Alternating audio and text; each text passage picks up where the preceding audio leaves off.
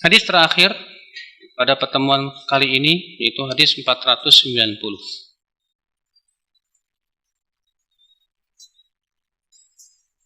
Hadis yang dikeluarkan Imam Nasa'i dan Al-Hakim dari hadis Abu Hurairah. Bahwa Nabi sallallahu alaihi wasallam bersabda, "Idza hadaral mu'min atatu malaikatur rahmah bihariratin bayda'a." Apabila seorang mukmin telah dekat sekaratnya, ya ihtidar, artinya sudah mau meninggal dunia, maka malaikat rahmat membawa apa? Sutra yang berwarna putih yang berasal dari surga. Fayaqulun, lalu para malaikat berkata, "Ukhruji radiyatan mardiyan anka." Keluarlah wahai jiwa yang muslim, kamu ridha dan diridhai. Ila rauhin wa raihanin wa rabbin ghairi ghabbani. Ya, kepada wewangian dan kepada kenikmatan dan kepada Rabb yang tidak akan murka kepadamu. Fayakhruju ka'atyabi rihil misk. Maka keluarlah nyawa seorang muslim itu dalam keadaan wangi, sangat wangi sekali. Ya, sewangi minyak kasturi yang paling wangi. Hatta innahu la yunawiluhu ba'dhuhum ba'dha. Sampai-sampai para malaikat bergantian dalam membawa rohnya seorang mukmin. Hatta ya'tu bihi babas sama, sampai dibawa ke pintu langit. Fayaqulun, lalu para malaikat yang ada di langit berkata, "Ma'at ya bahadar rih allati ja'atkum minal ard." Betapa wanginya roh yang kalian bawa dari bumi ini. Fayatu nabi arwahal mu'minin. Lalu kemudian mereka membawa kepada roh-roh kaum mukminin yang lainnya. Dia dikumpulkan. Fayaqulu falahum asyaddu farahan bihi min ahadikum bi ghaibihi yaktumu alaih. Maka arwah-arwah kaum mukminin itu dengan kedatangan si mukmin tadi yang baru meninggal itu sangat gembira sekali, seperti halnya kegembiraan kalian ketika bertemu dengan orang yang baru ya ketemu, udah lama nggak ketemu. Fayas'alunahu, lalu roh-roh kaum mukminin yang sudah meninggal duluan itu berkata, "Madza fa'ala fulan? Madza fa'ala fulan?" Gimana si fulan keadaannya? Bagaimana perbuatan si fulan? Maksudnya orang-orang yang masih hidup di dunia. Fayaqulun, ya. Lalu mereka berkata lagi, "Da'u fa innahu kana fi ghammid dunya." Maka arwah-arwah itu berkata, "Dah biarkan aja dia. Dia itu sedang pikirannya cuma dunia saja." Fa idza qal, apabila ia berkata, "Ama atakum?" Ya. Kemudian orang itu berkata, "Bukannya si fulan itu sudah duluan juga, sudah datang kepada kalian?" Qalu dhuhiba bihi ila ummil hawiyah. Maka arwah-arwah itu berkata, dia sudah dibawa ke neraka hawiyah. Iya. Wa innal kafira idza hudira atathu malaikatul adzab bimashin.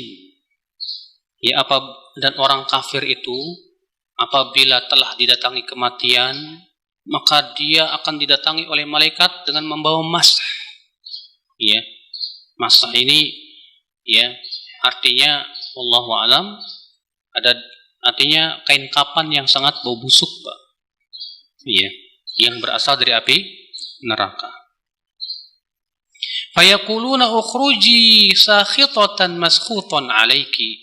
Lalu para malaikat berkata, "Keluarlah kamu wahai jiwa yang busuk dalam keadaan kamu murka dan dimurkai, ila adzabillah, menuju azab Allah." Fayakhruju ka'antani rihin jifatin.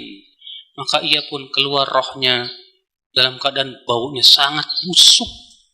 Ya, sebusuk bangkai yang paling bau. Ya.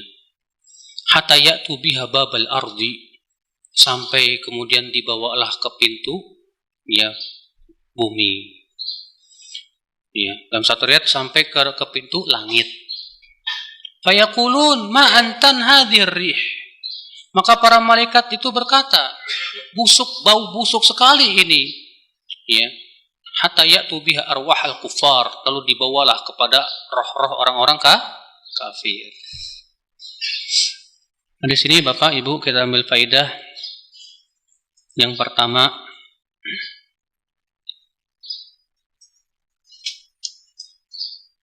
bahwa para malaikat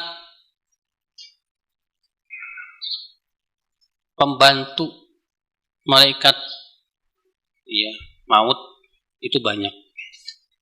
Mereka disebut dengan malaikat, ada dua, malaikat rahmat dan malaikat adab. Makanya disebutkan dalam hadis lain yang lebih lengkap dari hadis riwayat Imam Ahmad, Abu Daud dari hadis Al-Bara, bahwa apabila seorang mukmin mau meninggal dunia, maka para malaikat, datanglah malaikat kata Rasulullah yang wajahnya apa? Putih bersih, membawa kain kafan dari surga dan wewangian yang sangat wangi. Fayajlisuna minhu maddal basar. Lalu kemudian para malaikat itu pun duduklah sejauh mata memandang. Lalu datanglah malaikat maut dalam keadaan bentuk yang sangat indah. Lalu malaikat itu duduklah di sisi kepala si mayat mukmin ini. Lalu malaikat itu kemudian mencabut nyawanya sambil malaikat berkata, keluarlah kamu kepada keridhaan Allah. Maka keluarlah jasad roh itu dari jasadnya seperti kata Rasulullah air yang keluar dari teko.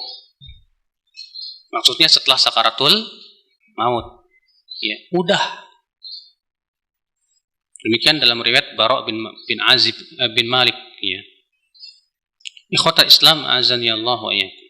Jadi malaikat maut itu punya pembantu-pembantu. Kalau mau mencabut mukmin, maka malaikat yang datang malaikat rahmat, dan malaikat maut memperlihatkan wajah yang sangat indah kepada si mukmin tersebut. Ya, masya Allah. Hadis ini kita ambil faedah yang kedua, Bapak dan Ibu sekalian.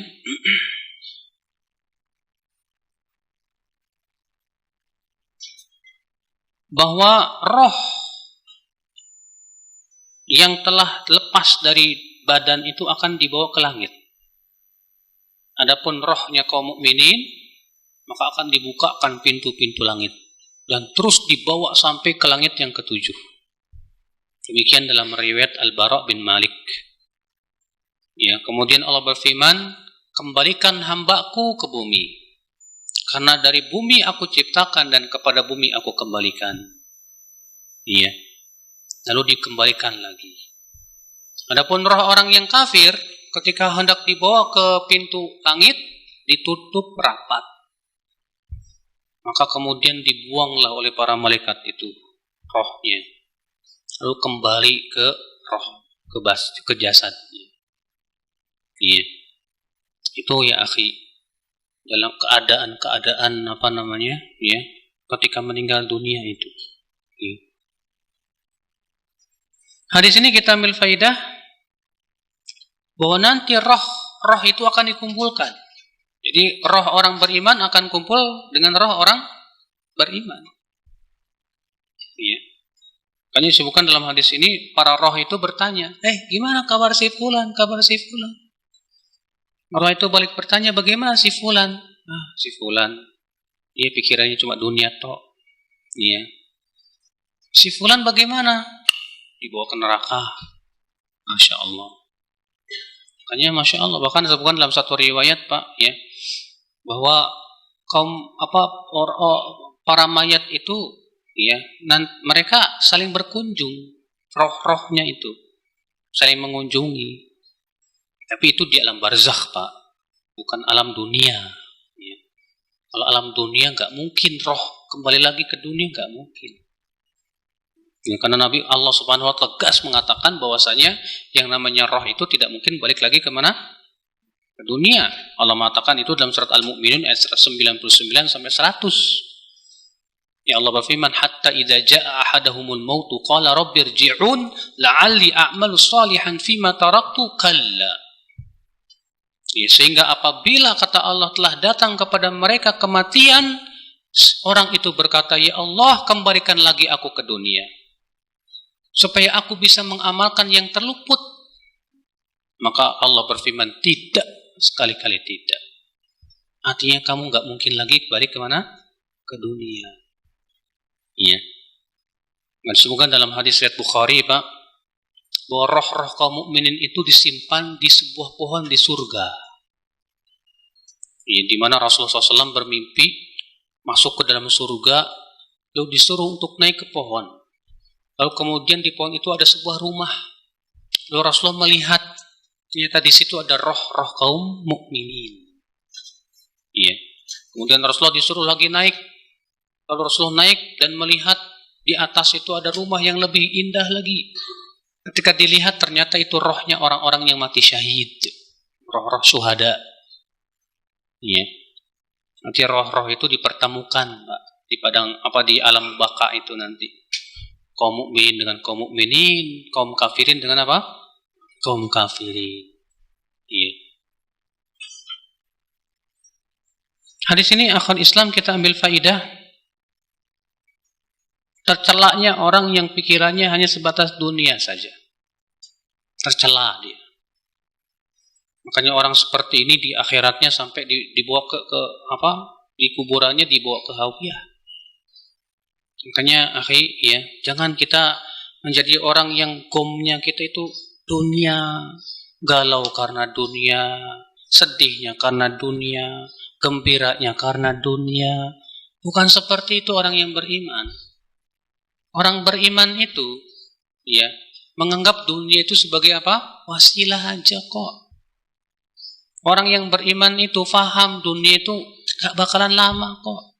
Sabarlah sebentar di dunia. Iya. Beda dengan orang yang pikirannya cuma dunia. Akhirnya apa? Tertipu dengan kehidupan dunia. Akhirnya apa? Dia menganggap dia bakalan hidup di dunia selama-lamanya. Lupa kepada kehidupan akhirat. Sholatnya juga jadi males. Beramal soleh males-malesan. Semangatnya kalau ada duit. Kalau ada duitnya baru semangat. Kalau nggak ada duit nggak semangat. Ini bahaya ya akhwat Islam. Ya, makanya akhi, jadikan ya pikiran kita adalah bagaimana memperbaiki akhirat kita. Jadikan itu. Iya. Boleh mikirin dunia, masa nggak boleh? Boleh. Kalau memang itu untuk kemaslahatan akhirat, nggak masalah. Adapun kalau cuma memikirkan dunia tidak ada maslahat buat akhirat, tidak ada manfaatnya. Ngapain? Iya. Makanya akhul Islam azani Allah wa yakum, kewajiban setiap mukmin itu memelihara pikiran dia. Karena kata Ibnu Qayyim, pikiran itu asal segala kebaikan dan asal segala keburukan. Kalau mikir cuma dunia, toh akhirnya keinginannya cuma dunia. Tapi kalau dia pikirannya akhirat, keinginannya apa? Tinggi Pak dan mulia insya Allah. Nah, ini Bapak dan Ibu sekalian ya, Masya Allah.